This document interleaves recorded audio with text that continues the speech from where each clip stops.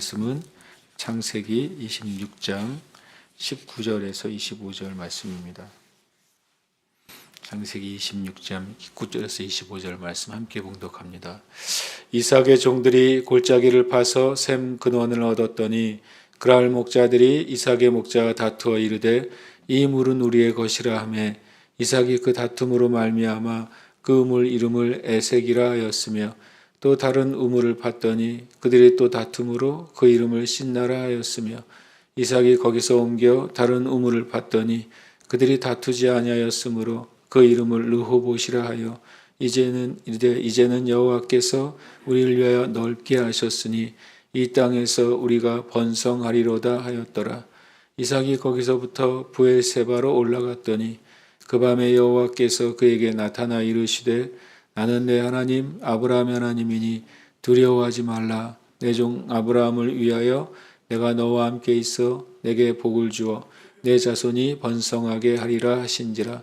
이삭이 그곳에 제단을 쌓고 여호와의 이름을 부르며 거기 장막을 쳤더니 이삭의 종들이 거기서도 우물을 팠더라. 아멘. 창세기 26장은 이삭이 하나님 앞에 어떤 사람인지를 또 보여주는 말씀이고 또 새로운 아브라함이어서 믿음의 조상의 그 모습도 하나님이 어떻게 말씀하시고 그 말씀에 순종했는지를 보여주는 말씀이 됩니다. 또 오늘 말씀은 특별히 이삭이 굉장히 겉으로는 의외로 유약하게 보이지만 하나님이 이삭을 통해 어떤 일을 행하시는지를 또 우리에게 무엇을 말씀하시는지를 보여주는 좋은 말씀이 됩니다. 이삭의 종들이 골짜기를 파서 샘 근원을 얻었다라고 말합니다. 이 아비멜렉이 와서 이제 이삭 보고 이삭과 이삭의 그 무리가 굉장히 강대해지고 그리고 또 큰 복을 받고 거부가 되었다고 말씀할 때 그때 시기하고 또 질투한 일들이 첫 번째로는 아브라함 때 봤던 모든 우물들을 메웠고 두 번째로는 그들의 지역에서 이제 쫓아보내는 일이 일어났습니다. 그러니까 실은 이삭이 잘못한 것은 없음에도 불구하고 시기와 질투에 어떻게 보면 피해자가 되고 그리고 또 잘 정착했던 곳에서 이제는 떠날 수밖에 없는 상황까지 이르게 됩니다. 그때 이삭이 그들과 다투거나 또 자기의 권리를 주장하거나 또 아브라함 때 있었던 권리를 주장하지 않고 오히려 그들의 요구에 마치 힘없이 순응하는 것처럼 떠나게 되고 그리고 조용히 아브라함 때 팠던 우물을 다시 파게 됩니다.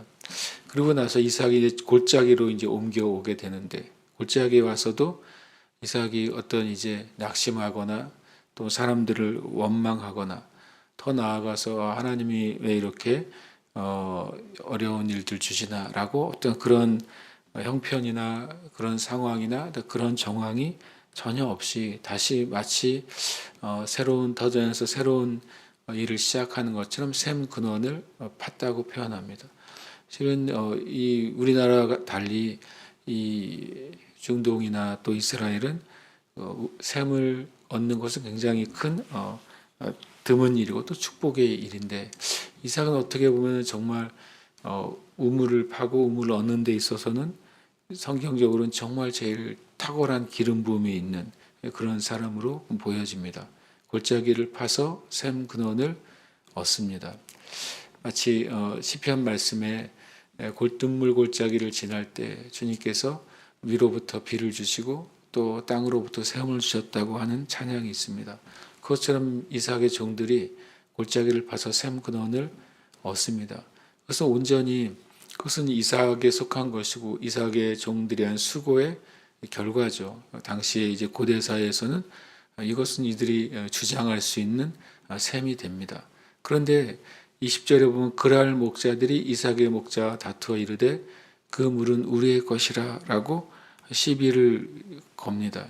그래서 굉장히 무례한 일이고 더 나아가서 이것은 불법적이죠. 왜냐하면 이삭을 골짜기로 쫓아낸 이들이 그들이고 또 그들이 쫓아와서 또 목자들이 이 이삭의 무리가 판 셈의 근원까지 우리 것이다라고 주장하고 또 다툼을 일으키는 겁니다. 그래서 이삭이 그 이름을 다툼이라는 뜻의 에색이라고 이름을 집니다.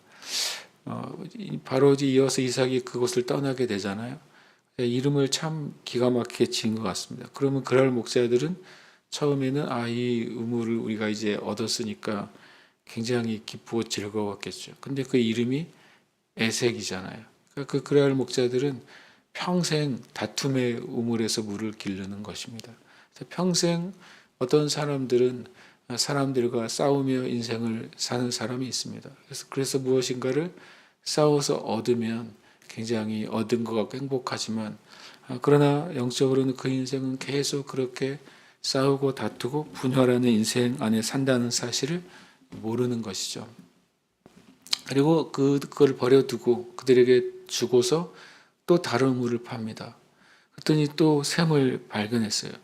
그러니까 실은 이삭은 정말 대단한 기름 부음이 있는 것이죠. 그래서 팔 때마다 샘을 얻는 것입니다. 요즘 표현을 한다면 이삭은 어떤 마치 투자의 규제 같은 사람이죠. 어려운 세상에 경제도 어렵고 많은 것이 어려운데 어떤 하나님의 사람이 손만 대면 그 일이 잘 된다. 마치 이삭과 같은 사람입니다. 저는 우리 교회와 오는 성도들이 이삭과 같은 기름 부음이 풀어지기를 축복합니다. 다른 우물을 봤더니 그 샘이 생겼습니다. 그랬더니 또 그들이 또 쫓아와 가지고 다시 다툽니다. 그래서 이것은 이제 신나입니다. 반대한다, 대적한다는 뜻이죠. 또 이 이름을 또 신나라고 짓고 떠납니다. 그러니까 또 그들은 또 무엇인가 얻었다라고 생각하겠지만 그것은 다시 또 반대하고 대적하는 셈이 되는 거죠. 그러니까 이 그랄 목사들은 다투고 반대하고 대적하는 샘물을 먹으면서 살아가는 것입니다. 근데 알고 보면 이 세상이 그렇습니다. 이 세상의 모든 것이 서로 다투고 그리고 어떤 면에서는 빼앗고 경쟁하는 사회가 되어버린 것이죠. 그러나 이삭은 그 사회 안에서 똑같이 대적하고 다퉈서 자기의 권리를 주장하는 자가 아니라 의외로 굉장히 유순하게 때로는 힘없이 그것을 내주고 있다는 것입니다. 22절에 이삭이 거기서 옮겨 다른 우물을 팠더니 이제는 그들이 다투지 아니하였으므로 그 이름을 르호봇이라 하여 이르되 이젠 여호와께서 우리를 위하여 넓게 하셨으니 이 땅에서 우리가 번성하리로다. 저는 왜 이 그랄 목자들이 왜 안 쫓아왔을까라는 생각이 들었습니다. 그것이 바로 이제 그랄 목자들의 한계입니다. 이삭은 어떻게 보면은 계속 옮겨 다니면서 우물을 파면서 그의 어떤 영역들이 넓어지고 있습니다. 활동할 수 있는 영역, 경험의 영역, 새로운 개척의 영역들이 넓어지는데 그랄 목자들은 에세까지가 자신들의 바운더리였던 것입니다. 그 이상으로 넘어갈 생각과 요량이 없는 거예요. 그러니까 이제 이삭이 이미 그 그랄의 목자들의 그 삶의 범위를 뛰어넘는 자가 됐습니다. 저는 우리 교회와 성도들이 그렇게 세상의 바운더리를, 세상의 세계관을, 세상의 가치를 뛰어넘는 교회, 뛰어넘는 성도들이 되는 줄 믿습니다. 그럴 때 그곳을 넓다라는 표현합니다. 넓은 곳. 실은 하나님의 세계는 넓은 곳이죠. 사람의 세계는 좁습니다. 그러니까 좁은 세계 가운데 살면서 거기서 다투고 반대하고 적대하고 인생을 살아가는데 우리는 이삭처럼 계속해서 새로운 하나님의 나라의 영역을 개척하는 자들, 그리고 이 세상 사람들이 보지 못하는 영역을 또 뛰어넘는 자들이 되어야 될 줄 믿습니다. 그래서 이삭이 르호봇이라는 넓은 곳의 영역에 이르게 되고 더 이상 그들이 쫓아오지 못하는 영역에 이르게 됩니다. 이쯤 되면 우리는 만족하게 되죠. 왜냐하면 내가 새로운 영역을 개척하고 다른 사람이 이르지 못하는 영역에 이르렀다면 거기서 만족하게 될지 모르겠습니다. 근데 이삭은 네 번째 영역으로 돌아갑니다. 마치 하나님의 은혜의 영역이 에스겔 굴짝에 천척 네 번 이렇게 측량하고 나아가는 것처럼 이삭이 네 번째 장소로 옮깁니다. 거기가 이제 브엘세바로 올라갑니다. 그때 이제 하나님께서 그에게 나타나십니다. 이 네 번째 옮겼을 때 하나님께서는 이 이삭이 그렇게 행하는 것에 대해서 기뻐하시고 또 그것에 대해서 축복하시고 주님께서 또 평강을 주시기 위해서 임하신 것이죠. 그 밤에 여호와께서 그에게 나타나 이르시되 나는 내 아버지 아브라함의 하나님이니 두려워하지 말라. 내 종 아브라함을 위하여 내가 너와 함께 있어 내게 복을 주어 내 자손이 번성하게 하리라. 인간적으로는 계속 쫓기고 또 대적당하고 다투는 삶에서 계속 지쳐 있을 수 있는 상황인데 하나님 오히려 이때 두 번째 나타나셔서 네가 복을 받을 것이다. 내가 함께하기 때문에 복을 받을 것이고 내가 함께하기 때문에 내 자손이 오히려 번성하게 될 것이다 라고 하는 주님의 언약을 재확인하시고 또 이삭에게 힘을 주십니다. 그럴 때 이삭이 그곳에 제단을 쌓고 여호와 이름을 부르며 거기 장막을 쳤더니 이삭의 종들이 거기서도 우물을 받더라. 이삭의 삶의 어떤 우선순위를 아주 간단하지만 굉장히 명확하게 보여줍니다. 장소로 옮겼을 때 이삭의 첫 번째 한 것은 지금 가장 급한 것이 수많은 양떼와 소떼들의 물 근원이잖아요. 우물부터 파지 않았다는 사실을 보여줍니다. 그 말은 그 전에 신나나 에색이나 르호봇에서도 이렇게 했다는 것이죠. 먼저 우물을 파고 필요한 것을 얻기 위해서 노력한 게 아니라 먼저 제단을 쌓았다는 것입니다. 먼저 하나님 앞에 나아갔습니다. 그리고 거기서 여호와 이름을 불렀다.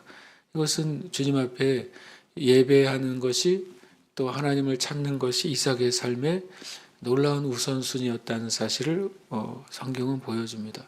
실은 이삭의 아버지 아브라함에게 배운 것이겠죠. 왜냐하면 아브라함도 하란에서 가나안에 처음 들어왔던 것을 기록할 때 그가 옮길 때마다 세겜에서 베델에서 옮길 때마다 제단을 쌓고 하나님의 이름을 불렀다고 성경은 말씀하고 있습니다. 대를 이어서 하나님을 예배하는 것이 이삭의 삶의 가장 중요한 가치고 그것이 믿음의 조상들의 중요한 가치인 것입니다. 저와 여러분이 또 이 교회가 하나님 앞에 우리의 믿음의 단을 쌓고 주님을 예배하는 은혜가 먼저 있을 때 하나님이 그 하나님의 나라를 구하는 그 삶에 모든 것을 더하여 주신 은혜가 있을 줄 믿습니다. 거기서 장막을 쳤습니다. 그리고 이제 잠을 잘 수 있는 장막을 치고 그리고 나서 우물을 팝니다. 우리의 삶 가운데 우리의 영혼을 위한 일이 우선순위가 되어야겠습니다. 그리고 우리의 삶을 위한 것이 다음 순서가 될 때 하나님이 그 은혜의 순서를 영에서부터 우리의 모든 범사에 이르기까지 주님께서 은혜 베푸시고 역사하실 줄 믿습니다. 함께 이 시간 기도 제목 읽고 기도하겠습니다. 이삭이 악을 악으로 갚지 않고 하나님께 맡기며 하나님을 예배함으로 믿음의 조상이 되고 축복의 주인공이 된 것처럼 교회와 성도들도 하나님께 맡기고 예배함으로 하나님이 축복하시는 은혜의 삶을 살게 하소서. 함께 기도하겠습니다. 하나님.